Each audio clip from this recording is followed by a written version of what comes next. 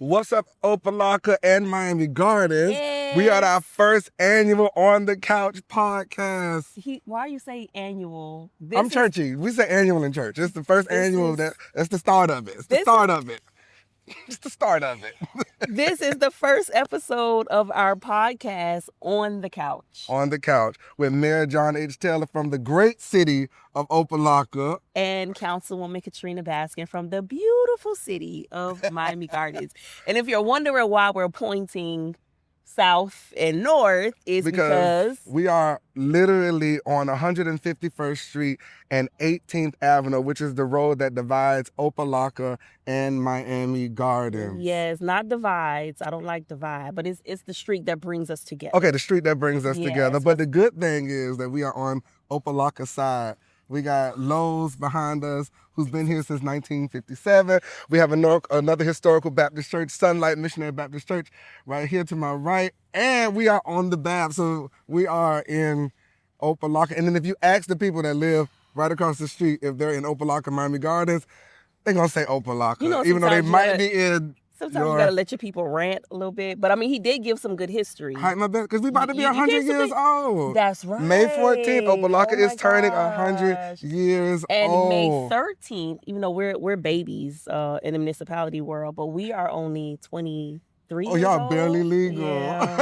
Yeah. Y'all can't rent a car without so y'all old walking with a cane. We young and we got a little... It's wisdom and history over here. Absolutely. Wisdom and history over here. So 100 year centennial. What are you all doing this year? Oh, we bringing back the Arabian Nights. Oh, wow. We have a masquerade gala that Friday night, and we have our birthday reception on that Thursday on our birthday. What are you all doing? Nice. I'm not quite sure yet. You're not quite sure? I'm not quite sure, but I know we're going to have some...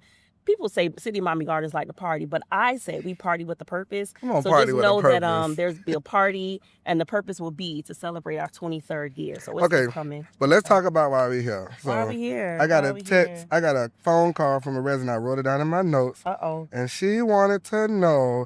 Sorry, y'all. Okay, so she wants to know why it feels like it's government versus the people. Oh, that's a good question. Thank you for that.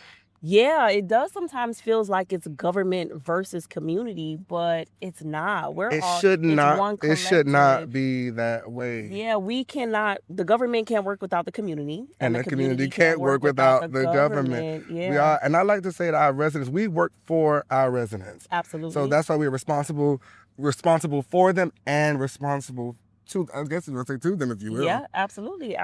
And so a lot of the misconceptions, we get a lot of misconceptions. There are a lot of questions about who to call for certain things, what the city is and is not responsible for. And I think that it's important for us. We can take the opportunity to use this platform to educate our community. It's very important to educate because you don't know what you don't know. You never know. Right. And I noticed that a lot of things that we do here in the city of Opa-locka, when we chop it up and I call you, I say, hey, I'm dealing with this. He's like, oh, we're dealing with that as well. So let me tell you, I don't know if this is going on with you right now, but some of the, a lot of the calls and emails and text messages and voicemails are about the swales. Right? Okay, because our ordinance says that the swales and the sidewalks. So the residents are responsible for the upkeep of their swale. So that means like if you cut your lawn in your front yard, you have to cut your swale.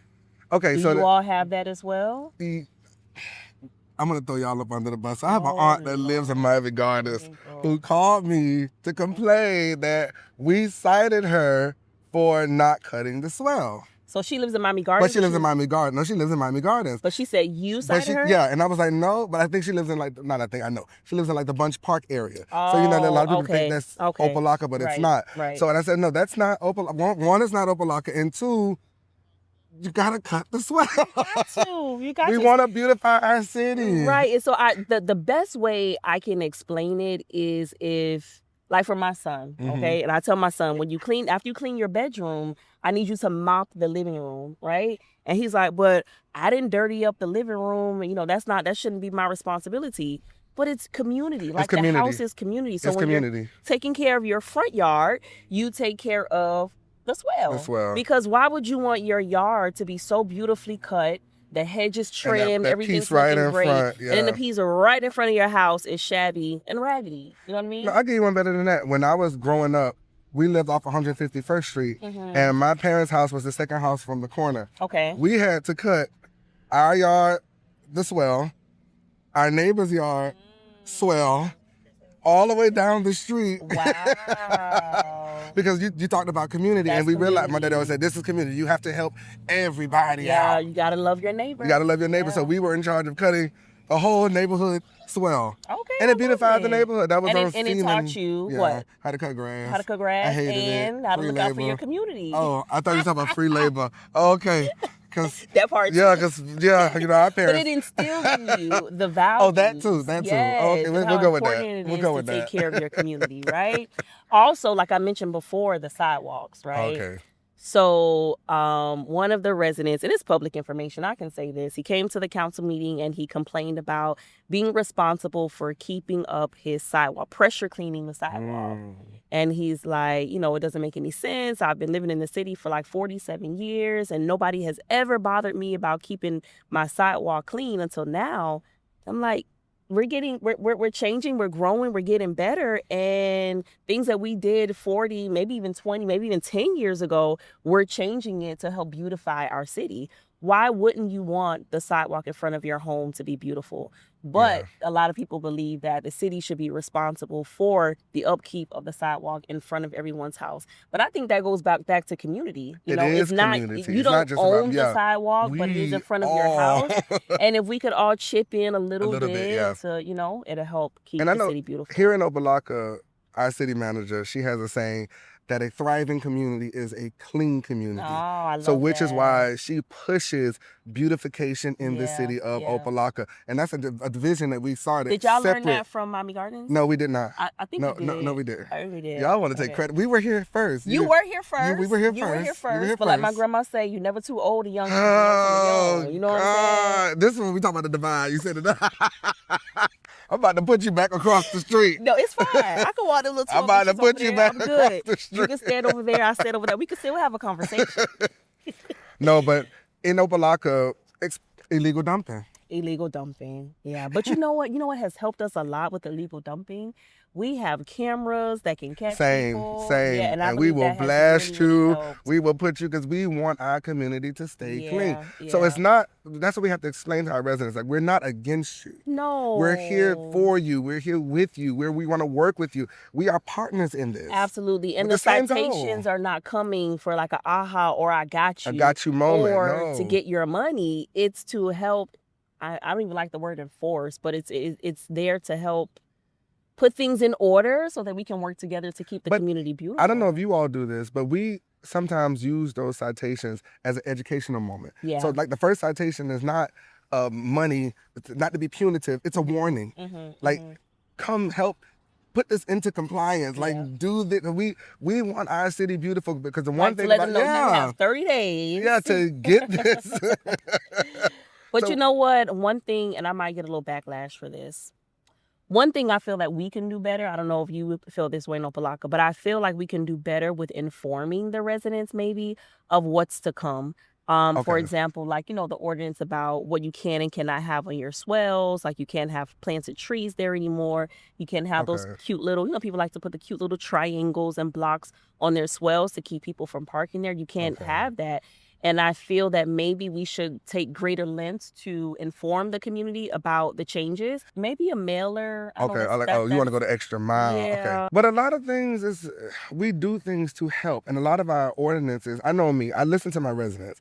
And a lot of residents will give you ideas and that turns into a resolution or an ordinance. Yes. And what I realized as a public servant, you can't please everybody. Someone's always going to be mad. We just passed something about RVs. Okay. So residents came to us complaining about RVs, and then there was the opposing side. Y'all just did the No, RV? we've been working on this for a while. Oh, y'all got that from us. We did not. Sorry. Go ahead. But I almost lost my train of thought. On the opposing side, you had people that were for RVs.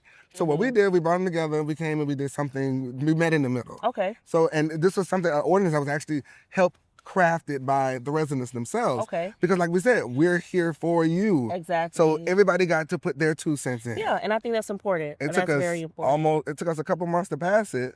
Let's see if we had to come together, but eventually. Yeah, and I think that idea of bringing the residents along with government and having these conversations, it helps to build trust. It helps to build accountability.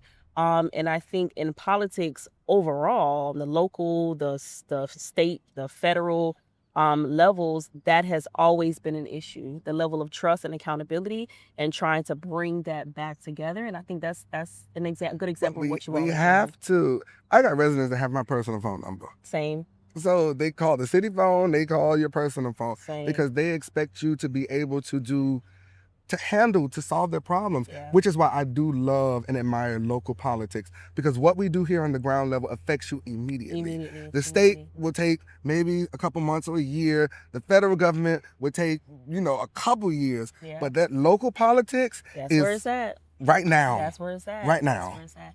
Y'all know we could talk forever in the For day real, about right? this, especially for me, because I am only going into my 2nd year. And I'm going to my 6 years. So I'm a baby in politics, and I have learned so much, and I view things very differently. Say that again, just like your city, because y'all a baby city. It's fine. It's Okay. fine. It's all Baby about in the politics, progress. baby. It's all Oh, about the okay. progress.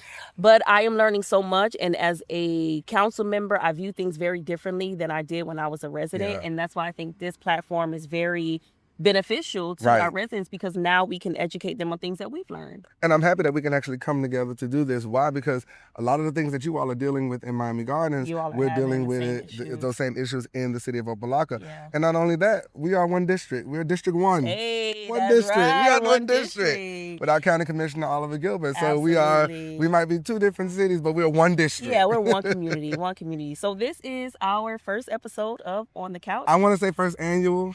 Please don't say that. Don't. Like This is the first episode. First annual of On pastor the Couch. appreciation, first annual choir Y'all can tell he appreciation, right? usher board He's a appreciation. PK. I mean, I'm a PK too, but I'm anyway, about to say. nevertheless, you all stay tuned for episode 2, where we will come and provide you all with some education and a little bit of entertainment. I like to call it edutainment. Edutainment. That word not in the dictionary. It's not. I just made it up. I see that. Sorry.